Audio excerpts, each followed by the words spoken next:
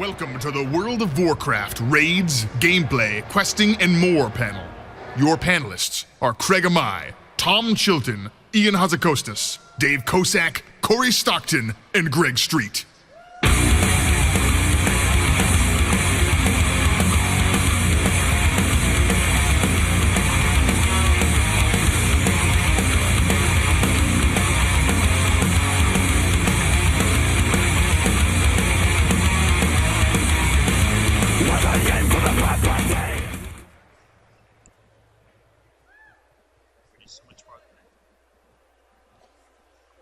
All right. Hello, guys. Just jumping right into things. So this panel, we're going to kind of pick up a bit where we left off at our intro panel yesterday. Go over some raids info, questing info, gameplay, and other systems that we didn't get to talk about yesterday, and then we'll have some time for question and answer right after that. So let me just jump right into this. I wanted to talk a little bit more about the raid content that we're going to have in Warlords of Draenor. So yesterday I mentioned the Blackrock Foundry raid. This is going to be the capstone of the raid content that we launched the expansion with. As I mentioned, we're going to try to repeat the two-tier system that we had in Mists of Pandaria, where we have that sort of smaller intro tier that's available right away to kind of whet your appetite for raiding, as most of the world is still leveling and gearing up and getting ready for that. And then a few weeks after that, we unlock, sort of the real centerpiece of the intro expansion content. And that's going to be the Blackrock Foundry. Now, this is the center of the Iron Horde war machinery in the zone of Gorgrond. It's going to be a 10-boss raid and non-linear layout. We have heard you guys, we miss Ulduar 2, we miss Icecrown Citadel, that type of layout. There's a lot to be said for delivering both an epic raid. And so does one other guy. Exactly. Just that one guy, though. There's a lot to be said for delivering an epic raid in terms of scope, but also giving you the freedom to kind of work your way through a place more organically instead of just proceeding from boss 1 to 2 to 3 to 4. It's also nice to be able to choose what you're going to progress on and so forth. So we're happy to do that. And your goal here is going to be to dismantle the Blackrock Foundry from the inside, tear down the war-making capabilities of the Iron Horde, and face off against Warlord Blackhand, who is the chieftain of the Blackrock Orcs and heads up the Foundry as a whole. Now, this is a concept illustrating just kind of the general vibe we're going for here. Really just a lot of, this is smoke and soot and flame and dark iron. That's what the Iron Horde's all about. That's what their machinery is all about. Now, this is a sort of overall layout in 2D of what we're looking at for the structure of the raid as a whole. And you see there are 3 wings here. There is sort of the first wing, which is mostly about melting down the ore into slag. Second wing, where that molten ore is forged and refined and shaped into weapons, armor, the engines of war. And then finally an assembly wing, where all of that is put together, soldiers are armored up, the war machines are shipped off to the front lines. Now, we want to put this together really as something that has a very functional feel to it. This isn't, a place that was designed as a raid zone, this is a place that was designed as a foundry. And we want to get back to some of that interconnectedness that you got as you walk through old places like Upper Blackrock Spire or Blackrock Depths, where you can kind of look down and see the other parts of the zone going on around you. So just because you see this 2D layout where everything is spread out in different directions, that's really more just to kind of help us in our conceptualization of the zone. But the thought is 3 separate wings, and then once you've cleared all of these wings, you can access the crucible that you see at the top of this layout, where Blackhand himself awaits. Now, part of what we'd like to do in having non-linear layouts is also really preserve some of the freedom that players currently doing flexible mode may be used to in how they approach the zone. Right? If you're doing Siege of Orgrimmar today, at this point, if you want to just queue up and face off against Garrosh directly, you can do that if you're doing flexible. Now, with our new raid structure, it's going to be something that you just zone in the front door for instead of queuing, but we want to preserve some of that freedom. So we envision some things such as maybe once you've cleared all the wings a certain number of times, maybe you can forge a key that lets you directly access the Crucible later on, if your raid leader has that ability, so that you don't necessarily have to feel like if you have to re-clear 9 bosses just to get to the 10th every time. And in general, you have as much freedom and be able to plan your raid week the way you want. Speaking of the new raid structure, I'd like to revisit this slide from yesterday's panel. I know there were a lot of questions, and I've definitely heard a lot of interesting discussion coming out of this. I just wanted to clarify how this is going to work overall. So in Warlords, we're going to have ultimately 3 different difficulty tiers for organized raid content. Raid Finder, more or less unchanged. The Raid Finder of Warlords is going to be the Raid Finder you know today, with some addition of flexible scaling tech to help a bit with queue times, to help with minimizing waiting time if people leave midway. But other than that, we see the normal mode in Warlords really being equivalent to what flexible mode is today in difficulty and in overall, in our overall philosophy towards it. It just doesn't make sense to call a difficulty flexible once flexible really is the norm and how the majority of our raiding is going to work in Warlords. If you are a normal mode guild today, you will find heroic content likely suitable for you in Warlords, except that that will now scale from 10 to 25 flexibly. And if you're a heroic guild today, our 20-player mythic content will be for you. Now, about the raid structure, one of the awesome things about this, and one of the things that makes flexible raiding as a style great, is the freedom that it gives you to raid with friends that maybe can't necessarily make all of your raids, people that may log on late for the raid one night, they can hop in, and you can also participate without necessarily feeling a sense of obligation where you're letting 3 people down if something comes up and you can't make it. But what this also means is that all of our raiding, except for Mythic, will be fully cross-server enabled from day 1. That is normal, that is heroic. So when Highmall or when the Blackrock Foundry opens up, if you have, you want to join some real-life friends on another server for their normal mode raid on the weekend after you do heroic with your guild, you can do that, or vice versa.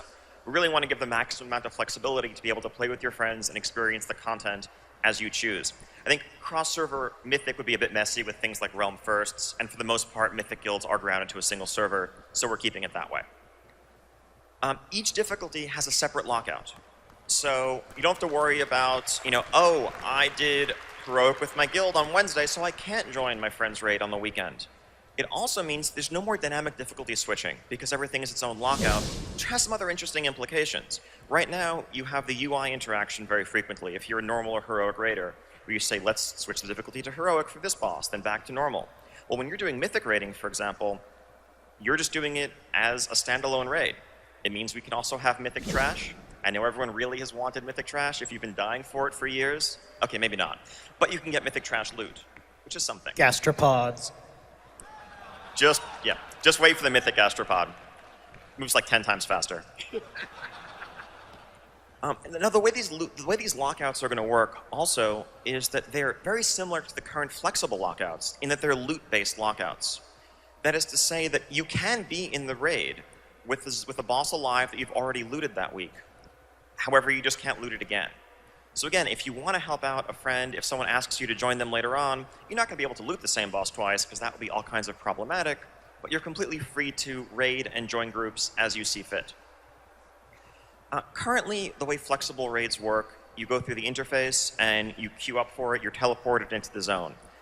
That's a concession ultimately that we made to just get the raid finder functionality, to get flexible raid functionality into the game and in your hands for Siege of Orgrimmar, which we think is very well worth it and awesome.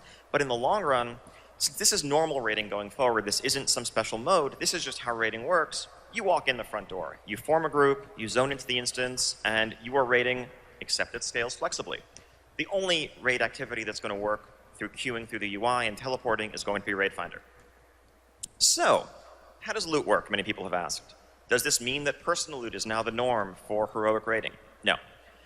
Again, personal loot as it currently stands is really well suited to groups of strangers in Raid Finder, or pickup groups where maybe it lets you not have to deal with, do you trust someone to be the master looter? Do I trust this guy's not going to ninja loot and run off with things? But when you're playing with your guildmates, when you're playing with your friends, you want the ability to trade items to those who need them more than you. If someone comes back to the game after a while, maybe you want to kind of train them through and dump a bunch of loot in their laps so that they can really get caught up quickly. Maybe you want to pass something to someone for their 4-piece set bonus. All those things need to be possible, we feel, and that's how loot is going to work in normal and heroic mode.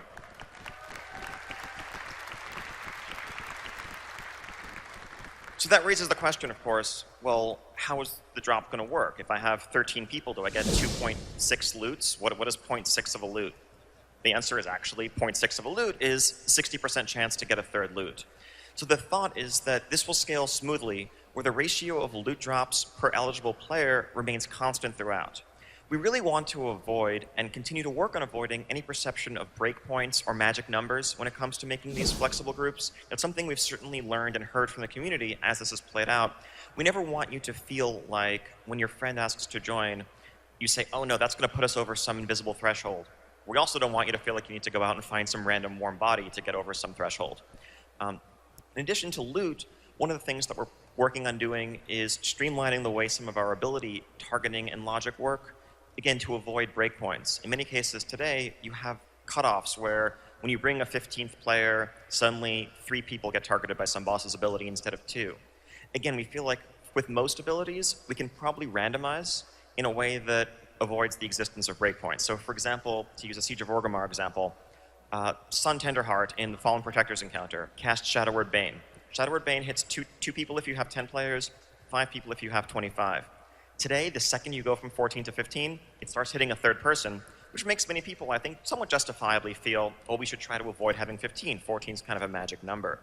Well, if instead it just hit when you had 14 and had an 80% chance of hitting 3, 20% chance of hitting 2, over the course of the fight as a whole, you're still going to see the same number of debuffs on average, but you're never going to feel like you're hurting yourself by bringing an extra person.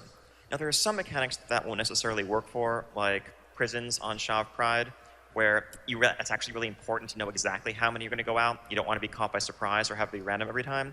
But for the most part, we're going to do everything we can do to avoid the existence of breakpoints when it comes to mechanics, when it comes to loot, and to really make it feel like, okay, you have 17 people online, go raid with 17. You have 12 online, go raid with 12. Just play with your friends, have fun, enjoy the content.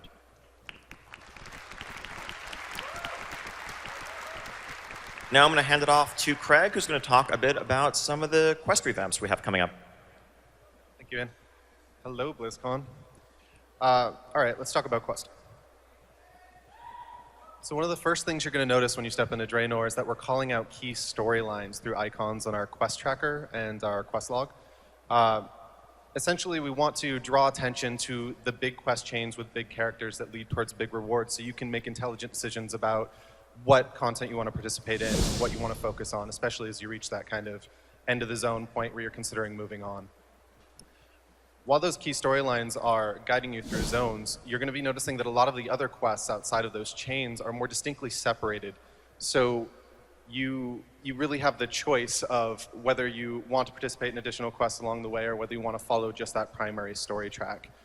This will have the side effect also of making the world feel a little bit more full and organic. If you go wandering out and find a quest hub, there won't be a magic quest that unlocks it and makes all the quests there start appearing.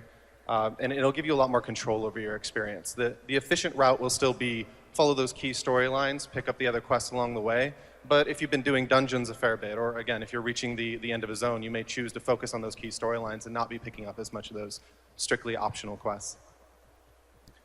As you go through these zones questing, you'll notice we'll be using a lot more of these side systems, dynamic events and treasures that we first introduced on Timeless Isle. So dynamic events are essentially gameplay challenges with cool rewards behind them and minimap callouts. So on Timeless Isle, for the most part, they were soloable rare spawns, but as you step into Draenor, you're going to be seeing some more complex versions, some multi-stage events with big culminations, or some wandering raid bosses that encourage lots of players to pile up and overcome a big social challenge. These will be mixed in a lot more during the level up experience. You'll also be seeing them a lot at level 100. So it should make the entire experience feel a little bit more, again, organic, make it feel like there are opportunities coming up outside just the questing experience. Treasures are essentially our way of encouraging you to explore the world even more than the art already does. We make beautiful worlds, and we want to reward you for peeking in every nook and cranny. So the idea with treasures is when you find that hidden path that leads up the mountain that the quest never took you up, it's very likely there will be something at the top of it that makes it worthwhile to go up there. We also want to, with our treasures, kind of support just little mini stories within the world. So a couple examples you'll see in Frostfire. When you go into one of our ogre towers, you might run into a little bird's nest up on a rafter that just has a sparkling gem in it that you can loot for a cool reward.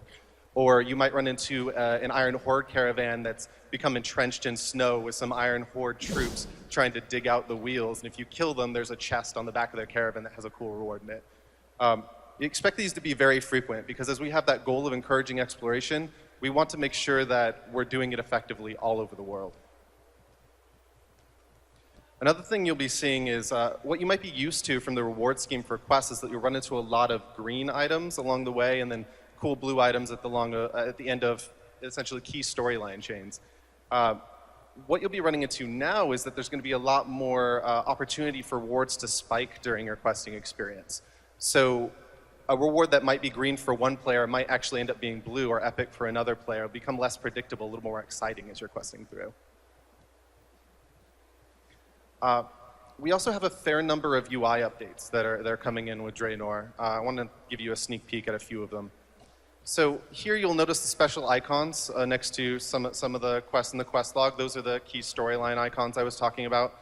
Above them, you also notice that we're calling out the number of key storylines that exist in a zone in the form of chapters here, 2 out of 6. This will help you actually have a rough gauge of your progress through a zone, so you can make choices about whether you want to finish that zone off versus moving on to another one, depending on how far you're through. The other thing you'll notice here is the quest banks on the map. Those are actually calling out the locations of key storylines that you haven't yet picked up, or that maybe you abandoned along the way. So these will actually dynamically update if you went halfway through a storyline and stopped. They'll show you where you can pick back up on that storyline if you want to. This should make it a lot easier to figure out exactly what you need to do to knock out those zone achievements, finish off a zone without asking for help from CS or anything. Max level content. I want to talk about this a little bit while we're here too. So we had the philosophy going from Cataclysm into Mists of Pandaria that we wanted to provide you a lot more things to do when you reached max level. Well, that philosophy still stands moving into Draenor. We want to give you lots of options, a lot of opportunity for things outside of just dungeons and raiding, things that you can do in the outdoor world. So in Draenor, you'll be seeing more max level content than ever before, but I can promise you right now that little, if any, of it is going to be daily quests.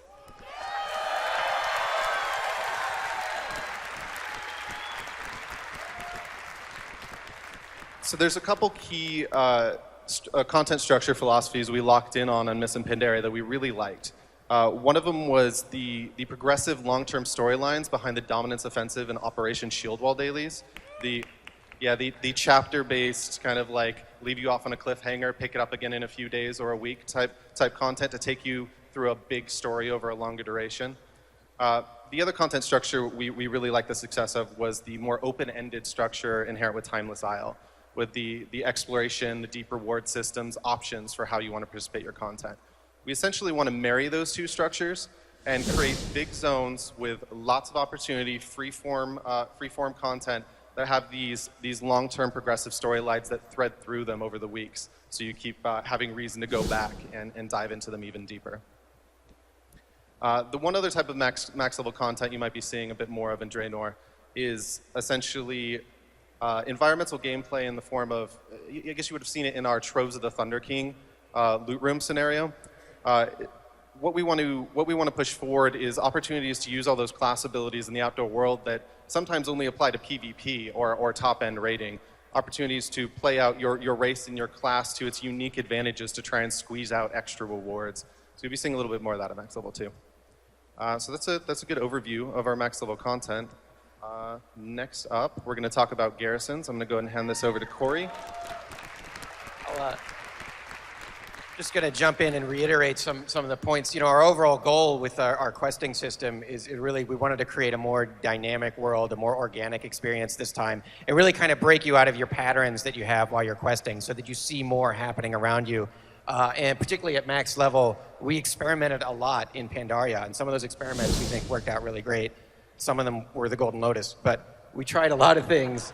And I think you'll see some of those more successful experiments roll up into the next expansion, because we really want to have a lot to do out in the world while you're exploring this great world of Draenor. Right on. So now we're going to get into some garrisons. Anyone that was here yesterday for our talk, we kind of did an overview of the system, and today we're going to do a little bit of a deeper dive into how some of this stuff works. So when you build your garrison, you get a certain number of buildings that are already there to begin with. These are things that we didn't think they didn't really fit the paradigm of taking this structure and getting to place it anywhere in the garrison, like a mine, for example. A mine kind of has to be placed in a specific spot. The town hall is your main building. That's the building you're going to go to interact with the guys that are running your garrison and send your guys on missions. So that's got a predefined spot, and it upgrades with your garrison as it goes. After you have starting buildings, you'll get the chance to build your first small building. Here's a list of all the small buildings that you can build. All of our profession buildings are considered in the small category. And this really fits the kit of what we were talking about yesterday, where you'll be able to actually dabble into professions that your main character doesn't have. So for example, let's say you find a follower, and that follower is an engineer. You can now choose to build the Engineering Works building, assign that follower to that building, and then you can now run missions to get recipes for engineering and build engineering items, but you're actually not even an engineer. You're a blacksmith miner, for example. It's a really cool way to integrate it into the gameplay. So moving on, now we have medium buildings. This is kind of the next step up from smalls. It's a wide variety of buildings here. The inn, we talked a little bit about the inn yesterday. That's a place that you could find new followers. This will also be the place that you can get the pet stable, which is a building that's very unique to pet battles. You'll be able to come here. There'll be a trainer here you can fight. There's a lot of cool stuff that you can do here that'll be just based around having that one unique building. Next up would be large buildings. These are the things that you would expect to see like in a Warcraft 3 base. Things like your barracks, right? Your armory, your mage tower. These are really these defining large buildings that are going to set the scale for your garrison. Each of these buildings has a bonus.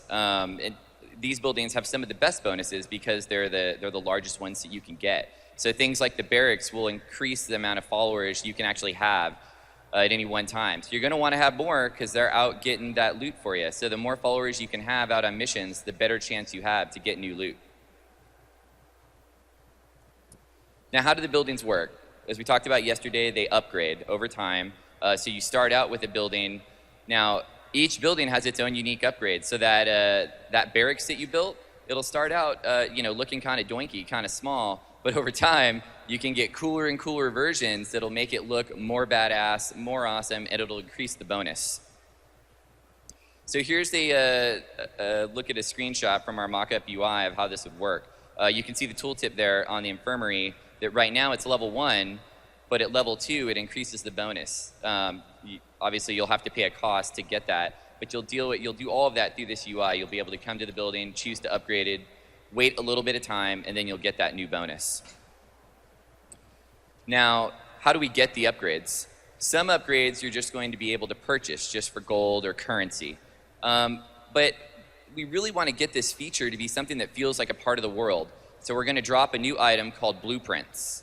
And you'll be able to find blueprints all over the world, lots of different ways. They could be a faction reward, quest reward, a random drop in a zone. When you find it, you just right-click it, just like a recipe for a profession, and then you can go back to your garrison, and now you'll know how to build that upgrade for that building. Where are these plans? Anyone that's played the pet battle system will be familiar with this concept here. So on this infirmary, to get the level 3 blueprint, we tell you where it is in the world. We show you it's a drop, it's in Frostfire Ridge. We could do the same thing with faction or wherever it would go. So you don't need to hop out of the game and go somewhere to try to find that info. It's right here available to you.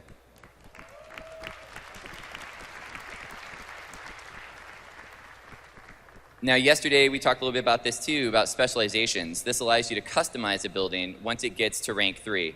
So buildings have a total of 3 upgrades, and when they hit that 3rd upgrade, you unlock the ability to specialize it. So here's a look at what that would look like in game. You can see this armory has 3 specializations. Currently, we're thinking we'll let you change the specialization probably once each day. We might put a cost on it to change the specialization. We don't want you swapping it all the time, but we definitely want to give you the option to change it without too much trouble. It's a really cool reward for getting rank 3 of a building. Not only do you get the new art, the better bonus, but you get this piece of customization that you can do to it. Some buildings will let you assign followers to them. The example I gave you guys about the engineer a little earlier, all the profession buildings can have a follower assigned, but you can also assign followers to other places, like the mine, for example. You could find a miner, assign him there, and then he could actually work offline while you're gone and collect ore for you. And then what you could do is you could come back into the garrison, go to that building, and collect that ore from him when you log back in. Here's a look at what that would look like. Here's a mine. You can see we've got an orc there working away, generating a specific amount of ore per hour. But it's not like this is free, right? Because that follower, he's working at this mine, but he could also be out running a mission for you, trying to get loot. And that's where a lot of the gameplay really comes into running your garrison. You're going to have to make decisions about, I have these followers, do I want to have them do things for me in the garrison, trying to learn profession recipes, gathering resources, or do I want to send them out on a mission and have them try to bring back, gear for me? You have to really make those choices. So the garrison itself upgrades as a whole. You have buildings that upgrade, but you're going to need a place to put all those buildings. So your garrison starts small, but as it grows, we'll give you more plots to put things in. So here's a look at how that UI would work. This garrison is currently at tier 2. It can go up to tier 3, and you'll get 3 more building slots, allowing you to get more bonuses, find more followers that you can assign to those buildings. It's really a system. It works like your character, right? Every time you level, you get an opportunity to do more things and do more stuff, and that's really the concept here. We want the garrison to grow with you. Now, how do you get it to actually change from one tier to the next? You have to fill all the plots. So let's say at rank 2, your garrison has 6 plots. Once you get a building in all 6 of those plots, you'll unlock the ability to upgrade the garrison as a whole and move it to the next tier. Those plots come in 3 sizes, and you just have to match up the building size with the plot size, and then you can place that building anywhere you want in that garrison, as long as the plots match up. So here's a look at the garrison map in-game. This is rank 1. So we've got 5 plots here for players to use. This is what you start with. Then you go into rank 2, and you can see we've added a few more plots here. A mage tower has been placed, an infirmary. And finally, here's rank 3. And everything's unlocked in this garrison. There's still a few empty spots for players to fill here, but you can really get the vibe of how big it grows with you. So you've got followers, you've got buildings. What do you do with them? You need to send them on missions. So let's talk a little bit about how that would work. Missions can be a number of different activities. Here's an example of a few, how it would work in game. You can send them on a quest. You can do a scenario. You could obviously run a dungeon, and even you can run raids. Raids we're thinking are going to take multiple days to run, but it's really that cool, epic feeling that these followers you find can do awesome, cool things. They're not just hanging out. You can send them out to actually fight for you. The difference between all these activities is they take a different number of followers. So a quest you can run with a single follower, whereas a dungeon, you would have to combine 5 followers together and send them off. So how do you assign them? Here's a look at that UI. So your followers are listed out here on the left. On the right, you've got a list of missions. In this case, they're dungeon missions. And you just drag followers into those slots. You can see those lists of icons down there on the right side. Those are basically traits for the mission. And what you want to do is try to match those traits up with the abilities on your follower to get a bonus. So let's say there's a mission where you've got to kill orcs. There's an ability on followers called Orc Bane. You want to try to match those 2 together, and then you'll get a bonus on that mission, and you'll do better at it. So next up, you select the mission here. We show you the difficulty of the mission. So as you're dragging the followers into the UI, it's going to dynamically change and try to give you a little bit of help and know this is something you can do probably pretty easily. This mission, you might have a chance to fail at it, so you really want to decide, do I want to send those guys on it or not? And of course, when you're done, you send them off and wait for them to bring back your sweet loot. So that's a little bit of some more details on how garrisons will work. I'm going to hand it off to Greg, and he's going to talk to you about some of the system stuff coming up. I was going to elaborate a little bit, because one of the things that I think is important to call out is that even though you're using that UI to assign your follower that has mining into the mine is an actual physical place in your garrison. So when you go there and you go inside the mine, you'll actually see your follower hard at work. Maybe you can whip him a little bit or whatever it is you want to do. If he's a lazy peon, but maybe the booterang or something like that. So you can go in there, and you'll even be able to get some mining nodes yourself, and even that mine upgrades over time. So the mine is able to get bigger so you're able to get access to more nodes, stuff like that. All right.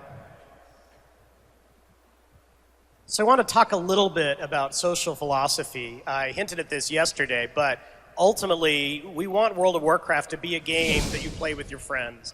We think you guys will have more fun. We think you'll build connections. You'll ultimately probably stick with the game longer.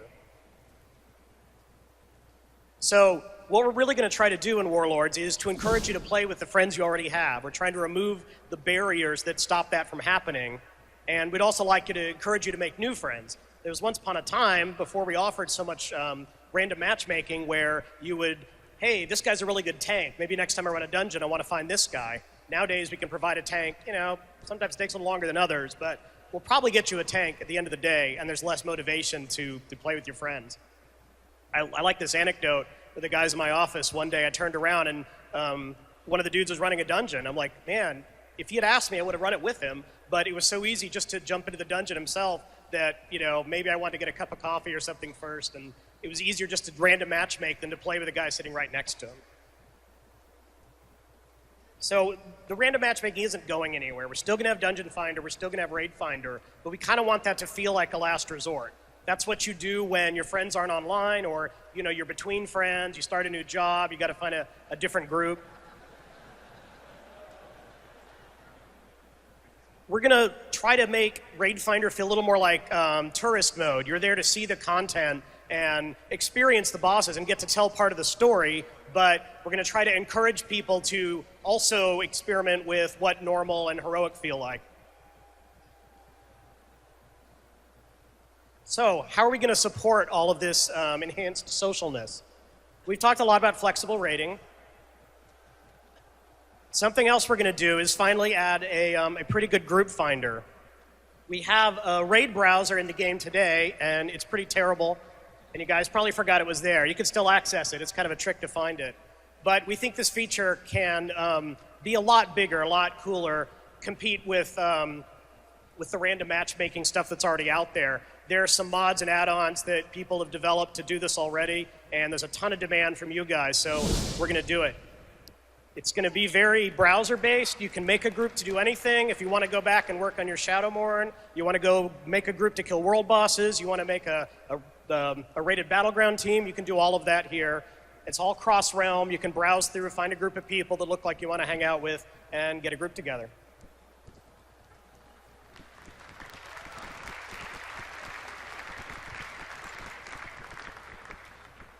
Stacking the deck is a new type of buff that you'll see in Dungeon Finder. Currently, we have the luck of the draw, where we give you rewards to encourage you to play with people in the random queue. Believe it or not, at the time, we were worried that people wouldn't use Dungeon Finder, so you had to give you a little bit of extra incentive there, and that worked out really, really well. So the way stacking the deck will work is it will give you a different type of bonus, in this case, bonus Valor. Imagine you get 10% bonus Valor for every friend that you queue with.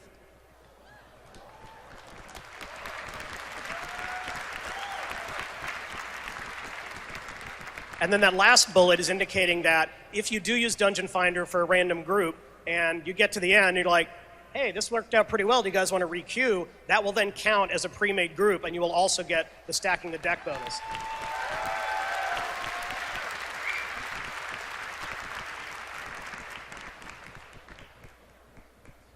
All right, let's talk about leveling. 10 levels are back.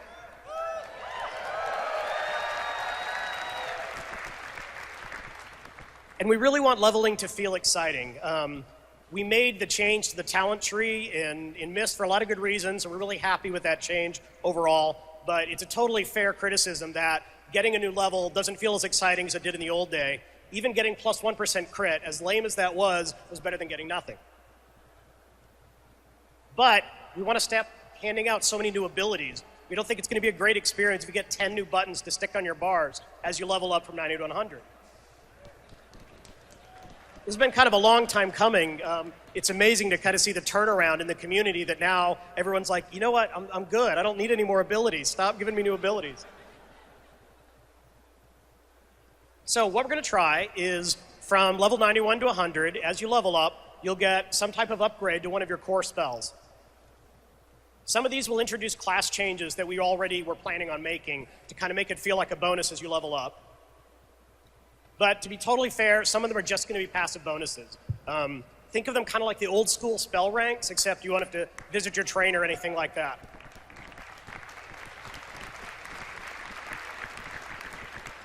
You always gain a little bit of power just from gaining a level, but we're going to put a really big boost behind some of your spells so you can really feel it. Like if you suddenly had 20% bonus damage to execute, that's something you're going to feel the next time you go kill someone. But don't expect a ton of class changes overall. Like I said, a lot of these are going to be passive bonuses, not change for change's sake, just to give you a level 93 reward. These are some sample leveling rewards. Hopefully they'll stick, but it's the kind of ideas that you can see that we're playing with.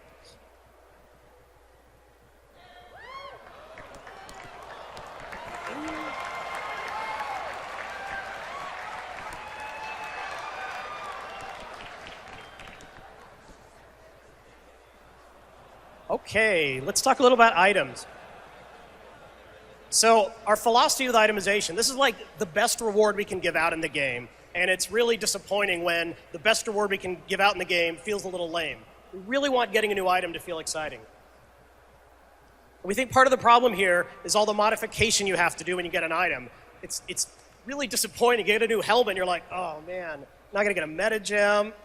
Maybe I'll just keep it in my bag for a while and maybe I'll get something better. That's awful.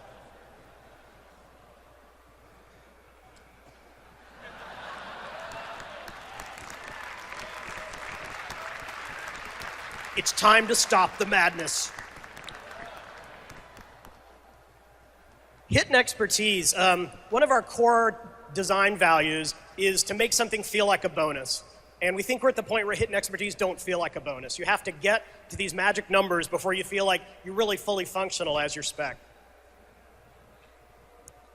Similar, dodge and parry are cool mechanics. Like it totally makes sense that you're super nimble dude and you dodge out of the way of the dragon claw. But it just hasn't worked out really well as dodge and parry rating that you stack on gear. And we know, particularly lately, tanks are kind of bummed when they get avoidance on their gear. And remember, I'm going to talk a little bit about items here, but yesterday we talked about how we're going to clean up your bag space. I don't want anyone to freak out at all the different types of items we're going to drop, so hopefully you'll have a little more room to deal with it. So I think I have to credit Travis Day with the initial gone slide, but here we go.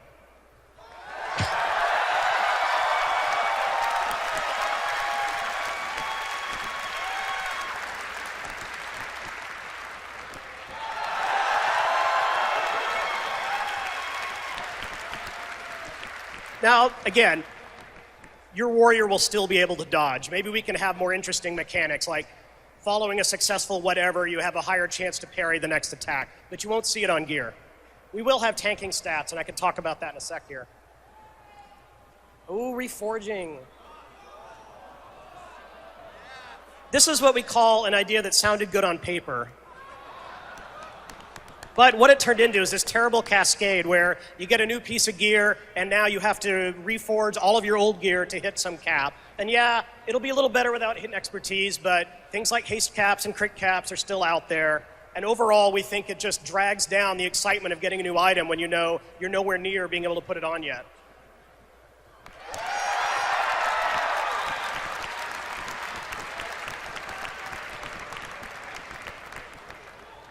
And there's more. I like how we could get that kind of cheer when we introduced reforging and the same cheer when we get rid of it.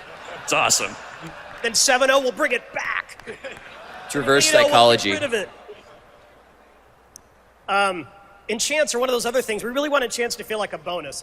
Back in the day, you would get your avalanche, your crusader, whatever on your weapon. Those are a really big deal. Since then, we've kind of gone overboard, as we tend to do. And you're putting enchants on your bracers and stuff like that. What we really want to do is have a system where fewer items overall can be enchanted, but there's more choices for those individual items. So maybe we'll make multiple weapon enchants and you pick the one that's good for your spec or your playstyle. I feel like I'm beating down on some of the professions a little bit here. Don't worry, we'll try to figure out to make sure to minimize the economic impacts to enchanters out there. But we don't think it's fair to everyone to have to deal with so many enchants just so you can have a little bit of gold in the bank. We're going to do something similar with gems. Very few items are going to have gem sockets, but when they do, they're going to be a really big deal. They'll be something exciting. You might only have a gem on a couple of your tier pieces, for example, but it'll be a pretty big stat bonus. I don't think we'll do any like multiple socketed items, so there's no reason to have set bonuses again. And likewise, we think meta gems aren't really a decision. You just get the one that's right for you as a healer or a DPS, and that decision's over.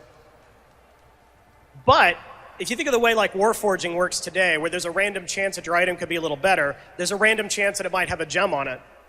So you might get a weapon, and then a few days later, you get a weapon with a gem socket on it, and now you have the decision of, is this an upgrade you want to use? Do you want to pass to one of your buddies in the group, and so on? Whoa.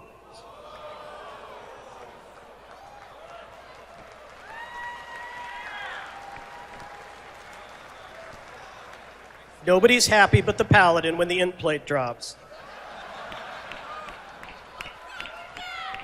So going forward, we're just going to have plate. If plate drops and you're a plate using class, it's potentially something you can wear. Same thing is true of mail, leather, and cloth. So the way this will work is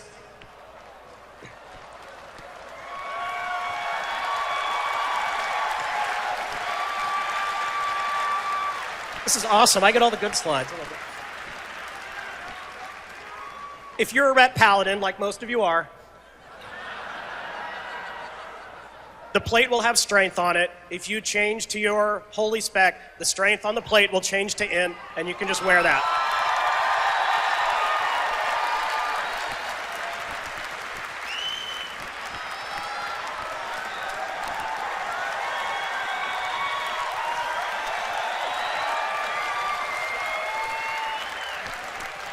Most popular change ever made. So even in like PvP, for example, they'll just be the priest set from now on. You don't have to, decide you want the healer one or the DPS one.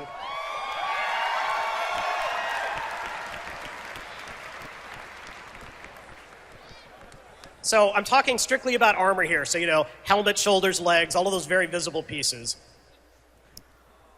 We still want jewelry, cloaks, trinkets, and weapons to be more role-focused.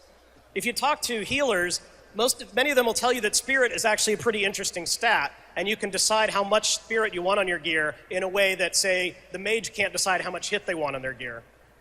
So jewelry, cloak, trinkets, weapons can still be more role-focused. You might have items with spirit, in which case the healer would be interested. You might have an item without spirit, in which case other people might be interested, or the healer might be as well.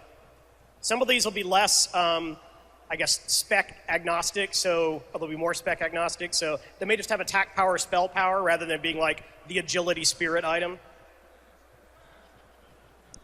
And then to replace the loss of dodge and parry, we think we're back at a place where we can just put armor as a good tanking stat. Active mitigation has worked out really well, and we think there's room just to have armor. It won't be the stat on every piece because it's not going to be on all of your actual armor, but it can be on things like the rings and cloaks.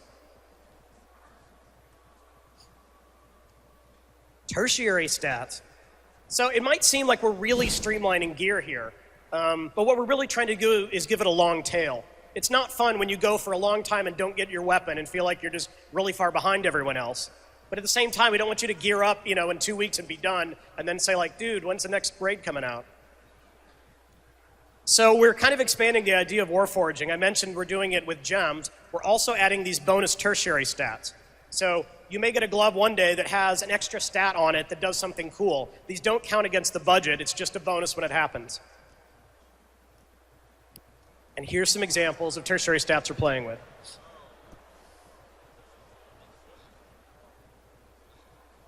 I'm not going to read all these. You guys can see the slides.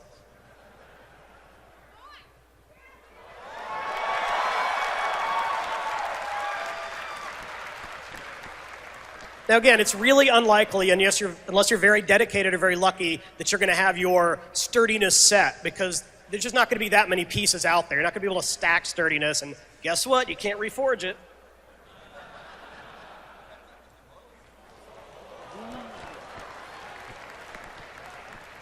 We added the little bit about will stack down there because we realize our movement bonuses are kind of difficult to understand about what works with what. So we've rebuilt the system to where pretty much any movement speed you get will work with any other movement speed up to some, sane level. Druids.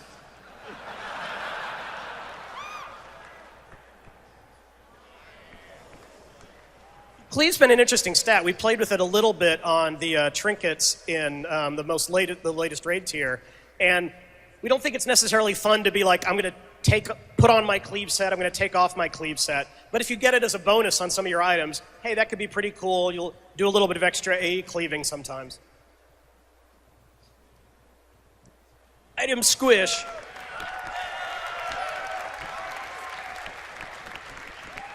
We tried it before, we're trying it again. Why?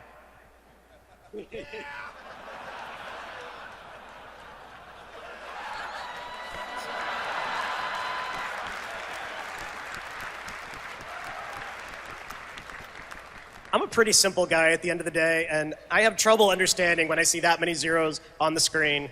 Make whatever jokes you want. Most of our item inflation comes from previous raid tiers. But it's much less important that Blackwing Lair gear is a massive upgrade over Molten Core gear. Yeah, people are still running that old content, and we're cool with that, but it's not that big a deal that the Blackwing Lair gear is much higher item level anymore. So we're just going to flatten out all of the big jumps that come at the previous raid tiers at these levels. This is current insanity.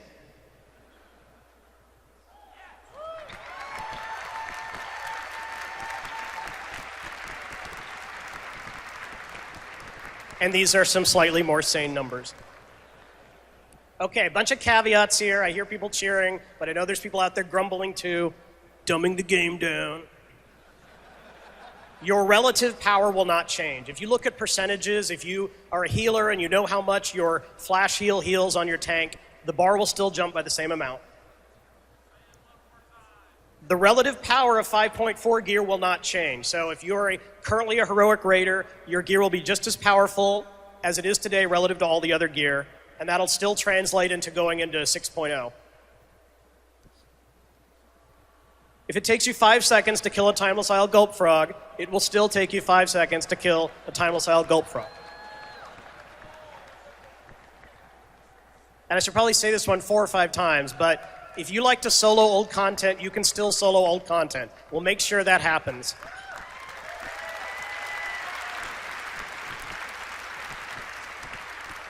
We knew a lot of people were trying to get their Ashes of Alar, trying to get their hammer from Ragnaros, but it turns out a lot of people do this all the time, and it brings a lot of extra value to the game for players who want to keep supporting it. And if you've played on the floor, the item squish is already in, and if you didn't even notice it was in, then awesome.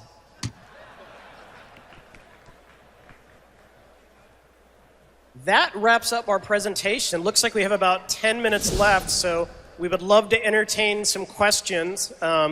Be nice to stick to the Warlords of Draenor topics for now, though we are doing a second Q&A later on today that's pretty much open-ended.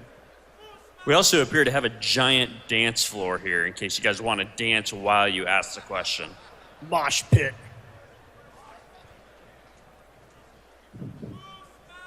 Hi. I know you said that the mythic tier of rating will stay outside of the cross realm. I come from a very small server, and we don't have any 25-man teams, and most of our guilds are also very small. We may have the issues coming up with a 20-man team. Do you have any way to address switching from a 10 and 25-man option to exclusively having a 20-man option?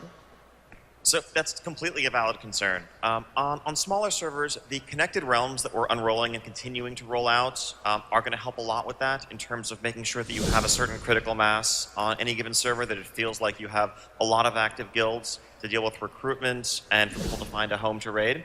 But that said, we recognize that this transition is not necessarily going to be an easy one, particularly for the current 10-player heroic guilds. One thing that is worth noting is that the introduction of a flexible heroic mode does at least mean that as you're trying to grow upward, you actually can continue to raid as you strive to reach that 20-player mark. Previously, it was impossible to grow from, let's say, 10 to 25, because what does a 16-player raid group look like today in Mists of Pandaria? It looks like a lot of people sitting on the bench being angry. Whereas you can do 16-player, 17-player heroic, then when you get to 20, now you can begin to do mythic. We wanted to get this information out there ahead of time so that people can start planning. And the reality is, when we release a new expansion with new content, you are going to be progressing upwards through those tiers of difficulty. There will be a lot of people returning to the game looking for homes. And our hope is that while we know it's going to be a difficult transition for many to make, in the long run, we'll be able to offer a much more streamlined experience, a much more competitive experience for the higher-end heroic raiders, and a better tuned experience all around.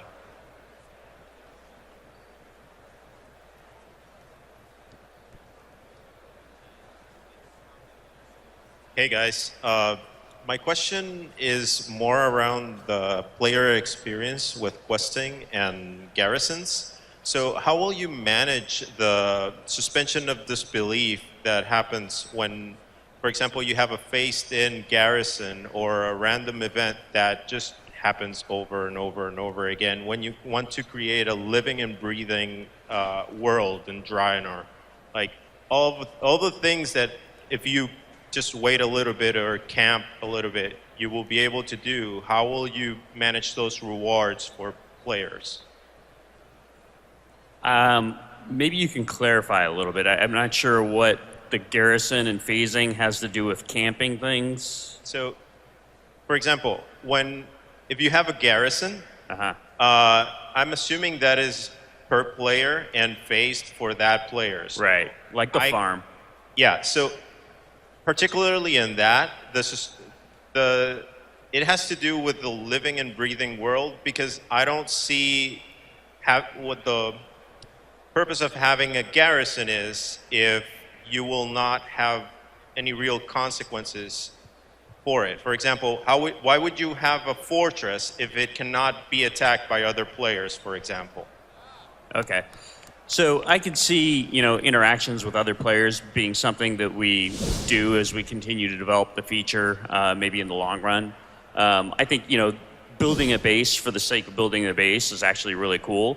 I think players will have a lot of fun, deciding where to put their buildings and what buildings they want to use. I don't think it necessarily requires that it be attacked by other players for it to be cool. Also, as far as its, kind of phased location in the world, you got to bear in mind that 99% of the world is still not phased, right? And it's still all the kind of public adventuring area that you normally experience. So I don't think you'll be running into a problem where you're coming in and out of phases constantly because of garrisons. There are very predefined locations in several different zones where you can build them, but those are, relatively small compared to the zone itself. It's also worth noting that we have some new tech that will help us better integrate the garrison into the world outside.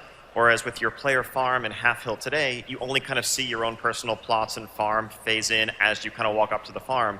Our plan is that if you have a mage tower in your garrison and you're 1,000 yards away across the zone, you'll still see the silhouette of your own tower long before you get there.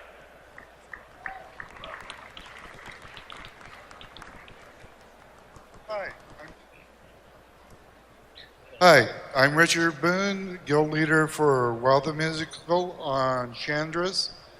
Now, you were saying that you would like to get more friends working together to do the content on this.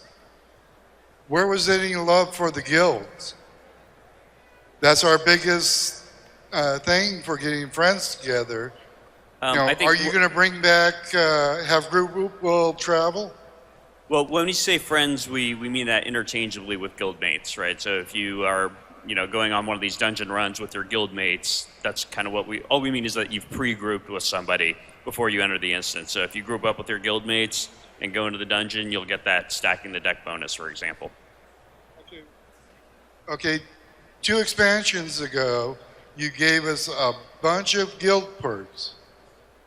Last expansion, and so far this expansion, we see nothing. Yeah, it's one of those systems where we feel like, it accomplished what we wanted it to accomplish for Cataclysm. but it isn't the kind of thing where we feel like we really get a whole lot out of it by continuing to pile on more levels and more perks. If we had some awesome ideas for what perks we wanted to do that just felt like, oh my god, we have to do this, then it would make sense for us to add some levels. But we don't want to be in the reverse situation where we're just increasing the level just to increase the level and then having to contrive perks to fill it out. Flex rating should also help guilds in a lot of ways. We think flexible gives you a lot of, well, flexibility building groups and keeping a guild together and having different sizes of guilds work with the content. So flex is a really good feature for guilds, I think. Hey, I'm Suzushiro from Big Crits. My question was on flexible raid sizes. Because right now, flexible caps at like 25 people, which makes sense because every other raid side caps at 25 people. But in Warlords, flexible is the normal one and is the norm. And Mythic is this weird mode that requires a specific number of people. So in that context, flexible, I mean, no other normal raid nodes capping at 25, that feels like something weird, arbitrary number. I mean, why not make it 30? Why not make it 40? I mean, a lot of people, ever since you removed them, a lot of people were asking for 40-man raid spec. I thought they were crazy, but why not give it back to them? I think that's definitely an interesting suggestion.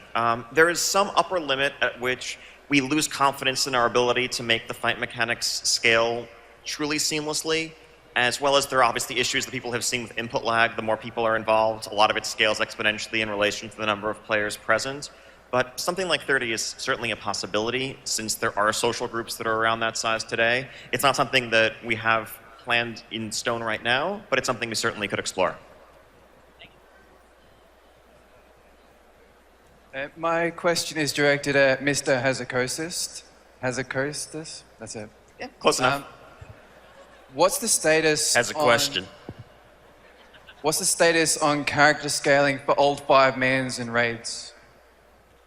So the feature that was very briefly accessible, you're saying, in the recent 5.4 patch? I think so. That's something that we're exploring. I think the question is really how to do it correctly.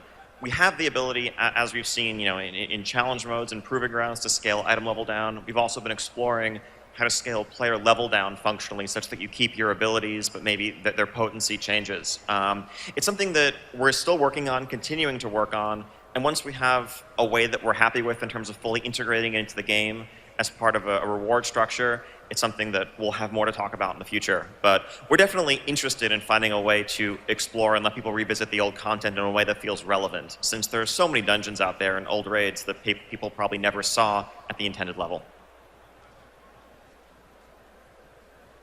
So my question is about the garrison followers. When you send your followers out into the world to do a quest, do a dungeon, are they actually completing that content for you so the player doesn't have to do it, or is it garrison specific? It's actually going to be garrison specific content. It wouldn't be something where like the follower is taking anything away from you. We're going to craft all of that content uniquely, specifically just for the garrisons. Hello, I am WatchTech, former top druid in Goon Squad Mal'Ganis, and yeah, Mal'Ganis! So last expansion, we decided we didn't like the hassle of 25-man raids, so we went to 10. And now we do heroics, and it seems like you're taking our content away, so what are we supposed to do?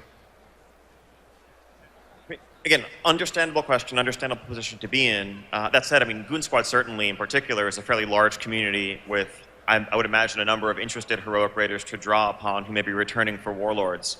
I think that ultimately there is a population of people out there who are looking to do this cutting-edge, difficult content. And there will be some rearranging involved, inevitably, as happened when we went from 40 to 25. But really, we're making this as as sort of a change with an eye towards the long-term health of the game, towards the long-term health of high-end raiding, and that we'll be able to deliver a better experience when we can focus the design and the tuning and the content creation on a single player size. For example, right now, there are many times where we have some cool mechanic that we would like to do, but we realize it's not going to scale down to 10 players at the high end very well, so we have to leave it on the cutting floor. Going forward, we think we'll be able to deliver a higher level of content, even though we do understand that in the short term, it does put people in a difficult situation. It looks like we're out of time, so thanks everyone. Thank you very much. Thank you, BlizzCon. Thanks, guys.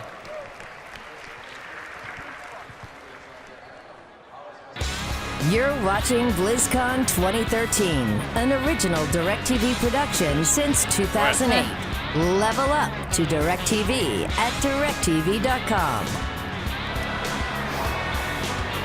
BlizzCon 2013 continues live here on DirecTV and the virtual ticket. The fans are all across the Anaheim Convention Center playing the latest Blizzard games and hearing the latest information on what Blizzard has coming out in the future. We had a live raid for World of Warcraft this morning and so much more, including the championships for StarCraft 2, WCS. That'll be happening later today. And in just 1/2 hour, it's the Warcraft movie panel. The first details on the Warcraft movie with director Duncan Jones, Chris Metzen, and Rob Pardo from Blizzard. That is coming up in just a 1/2 hour, a highly anticipated part of today, Cat Hunter, because we're going to get some real news, we think, right? We're going to have real news today, I guarantee you. All right, so it didn't happen in the opening ceremonies. It's happening in a 1/2 hour, so stick around for that. But right now, we're going to get into some of the other Blizzard games. It's been very Warcraft heavy so far today, but now we're joined by Jason from the Hearthstone team to talk about this game. Kat was saying earlier, there's a great tournament going on, or there was a great tournament going on for the game today. Invitational. This is the first time we're pulling in a lot of the streamers for the game, and they're actually going to be competing over the course of the time here we have at BlizzCon. We have the finals coming up here in a very short period of time. Have you had a chance to watch any of the matches, or have you been too busy? I have. I saw actually an earlier match between Trump and Reckle. It was an awesome match. Yeah, it was some really good play going on. So what do you, just taking a step back for a second, what does it feel like to see all of this reception at BlizzCon for Hearthstone? The room was completely full when I was watching the stream earlier. Yeah, I mean it's incredible. I mean we've been a team working at Blizzard for a while now, just on this game. It's a very small team, and actually coming here and giving a chance for all the fans to get to play it and actually see the response has been just overwhelming and awesome in every possible way. Now, when you say small team, define that, because I want to put that in perspective. A typical dev team at Blizzard is about 120 people. Yeah, I mean, they get to larger sizes for sure. In the case of Hearthstone, we have basically 15 core developers who've been working on the game now for a few years. Yeah. It's grown just a little bit recently, but it's definitely sort of a different approach to development and one that we think we're pretty excited about. I think it's good. I know that one thing that they did talk about in the opening ceremony that everyone was very excited about was the different platforms. So we have Android, we have iPhone, and we have iPad. Now you're in internal testing on the iPad app, is that correct? That's correct. Yeah. What are you learning from those tests? You know, a lot of it is we want to make sure that when we bring Hearthstone to a new platform, it feels like an awesome Blizzard quality experience. And so one of the big things we're looking at is how do we make sure the controls feel great. When I'm actually dragging a card into play, when I'm flipping through my collection manager, that just feels like the most tactile, physical, awesome experience it possibly could. So a lot of it is how do we adapt the game to make sure that it feels like it's designed specifically for that platform. So how many changes? I assume there's going to be a fairly large amount of design changes between iPhone and iPad, or not? We're anticipating definitely have to come back and take a look at the UI to make sure it works really well for that platform. And honestly, that's one of the reasons why we waited until yesterday to make that announcement. You know, we really wanted to make sure that if we're going to go to iPhone where it's a smaller screen, same thing for Android, that it's going to hold up really well and it's going to feel just like a great, awesome experience. And so we've done some R&D internally. We feel like we can make it great, and so we're moving forward with it. All right. So we are definitely going to come with your Twitter questions for Jason, right. So make sure you send them to Jeff Keighley and to myself. And before we go to Twitter questions, I want to wish Johanna in Sweden a happy birthday from the Twitter stream. That's for you. Oh my God! All right, we're taking personal requests on the Twitter now, Kat. Please send them in to us. The question on everyone's mind before we break into that is open beta. So Sure. just to confirm timelines for everyone in case they missed it, what are we looking at for have everyone inside the beta? So the team is pushing really hard to try and get the game out this year. We feel pretty good about the progress we're making. You know, we don't want to move to open beta until we feel like everybody who wants to play Hearthstone can get in and have a great, stable, awesome experience. So our target is this year. There's a chance that slips into January, but we're seeing what we can do to hold on to that time frame. All right, we got some questions for you on Hearthstone here. First one comes from Emerald Dream. It wants to know any word on physical tie-ins with the game, i.e. gift cards redeemable in-game and things like that.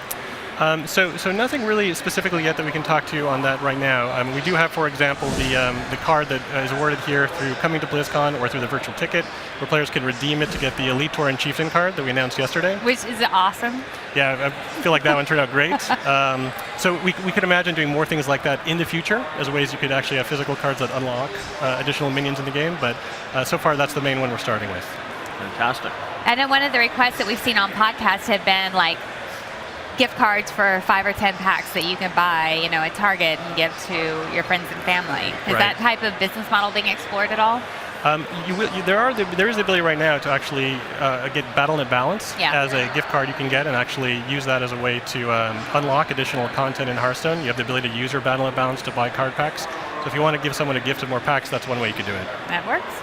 Fantastic. All right. Well, we've got a lot of questions about World of Warcraft on Twitter, but if you guys have questions on Hearthstone, please send them to me at Jeff Keighley and at Cat Hunter, and we're going to ask Jason and the team here. I have some bookmarked right here. I'll jump in.